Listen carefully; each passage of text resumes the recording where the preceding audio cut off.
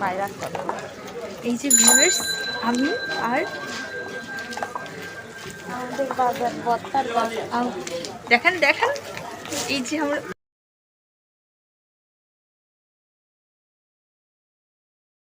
আমার কাছে ভিউয়ার্স দেখেন আমরা পাচার করেছি। বাচ্চাটা দেখাতে গিয়ে একটু স্লিপ হয়ে গিয়েছে আর কি, এটা কোনো ব্যাপার না। আরো আছে দেখেন, তো এই যে বাদাম। ও আরো আছে আমাদের বাচ্চার, আমরা আরো দেখে এগুলো আমি দেবো সব বাজার করে নিয়ে আসলাম আমরা। সো আমার কোনো ক্যামেরাম্যান নেই, তো ওই জন্য আমি নিজে নিজে সেলফি ক্যামেরা দিয়ে কাজ চালাই।